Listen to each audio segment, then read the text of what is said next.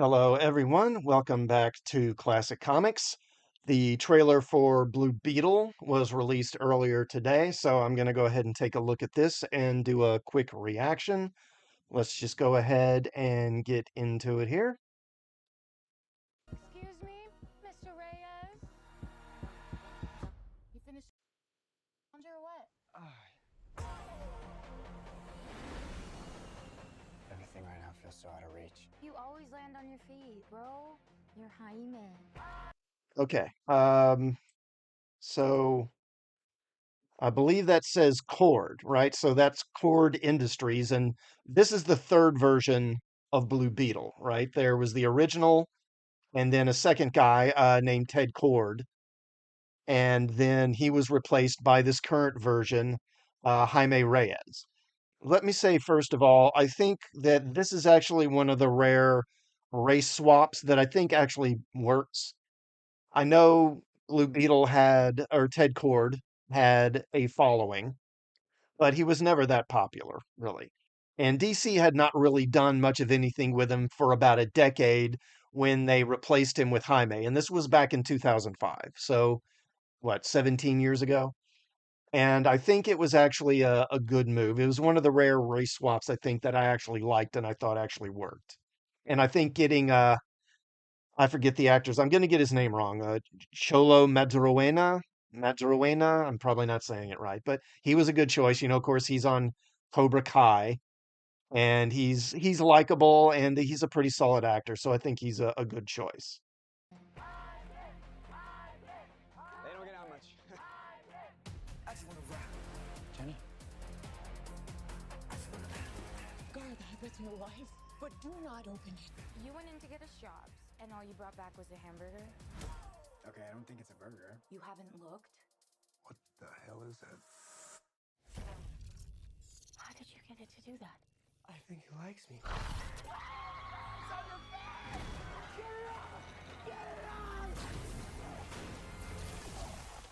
Jaime.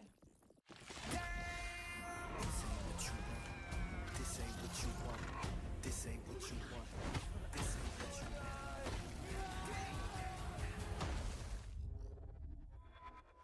What the? Host acquired. Who said that? It's okay. It's gonna be okay.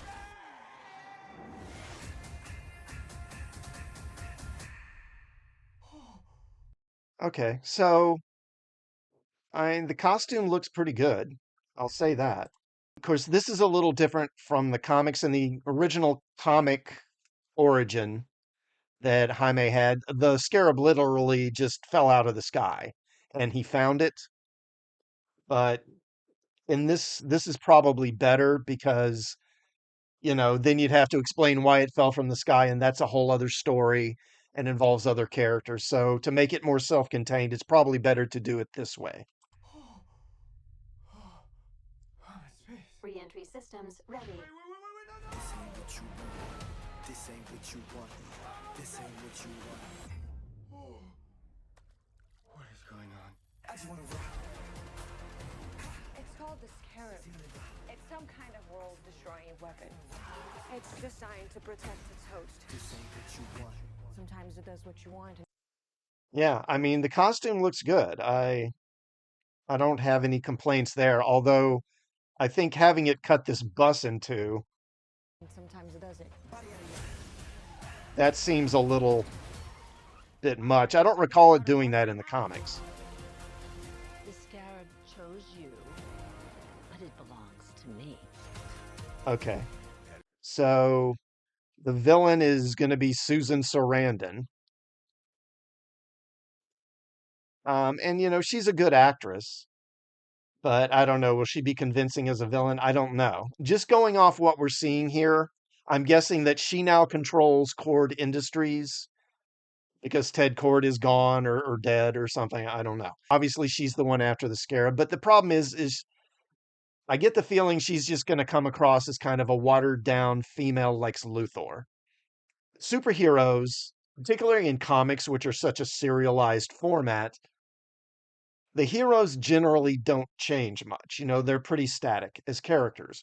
So really, from story to story, the main thing that changes is the villains. And so the villains are actually pretty important. In some ways, they're maybe more important than the hero themselves. And you look at most successful characters, most successful superheroes, especially those that have been successful over a long period of time, characters like Superman, Batman, Spider-Man, Flash, Iron Man, Captain America, they have pretty good villains.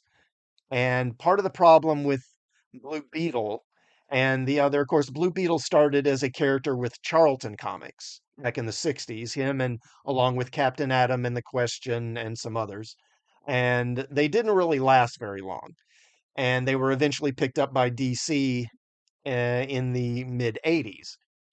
But they've never had good villains. That's part of the problem with those characters. And it's part of the reason I think why they didn't really succeed the first time with Charlton Comics and didn't really succeed well either with DC when DC started publishing Blue Beetle as a solo character and Captain Atom as a solo character because they don't have a whole lot of good villains to fight. A lot of it's going to hinge on how credible a villain she is. To me. That love you feel for your family makes you weak. I just wanna rock.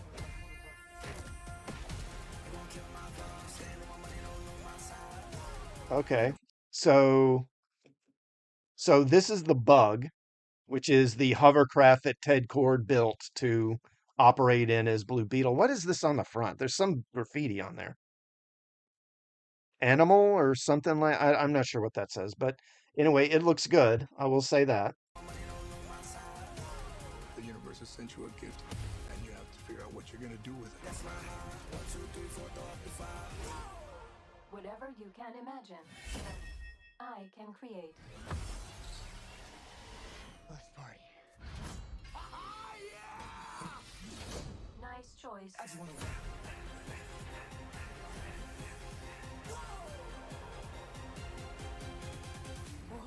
It's like Batman stuff. Batman's a Okay, so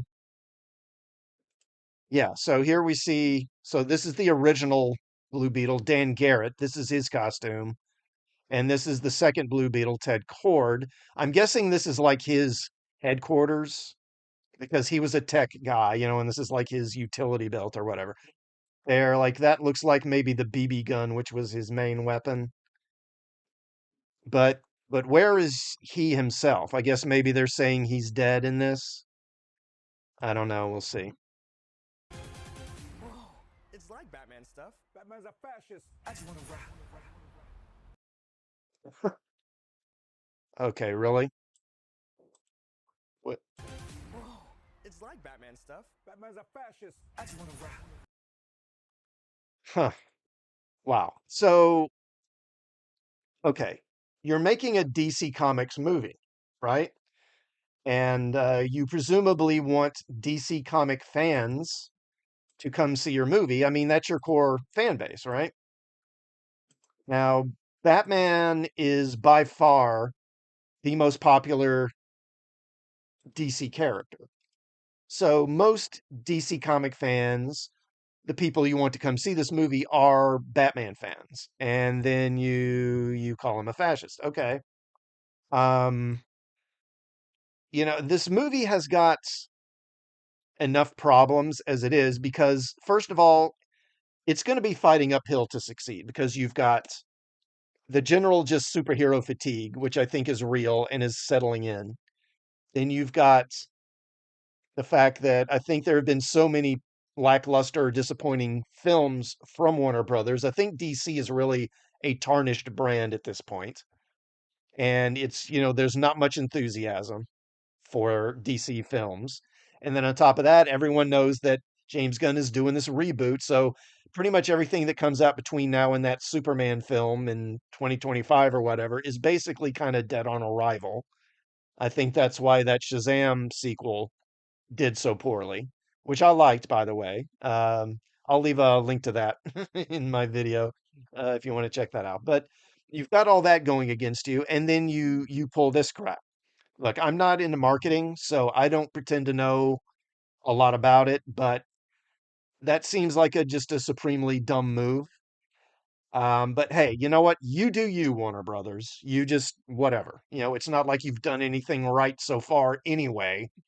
So sure, just go ahead and call Batman a fascist and see what that gets you. Because let's face it, they're calling Batman a fascist. They are in effect calling all his fans fascists too, are they not? But anyway, what do you think? Are you excited to see Blue Beetle? Does this trailer make you want to see it? Does it not? Do you agree with what I've said here? Let me know in the comments. And while you're at it, please do like this video and hit the bell for notifications. And I will see you all next time.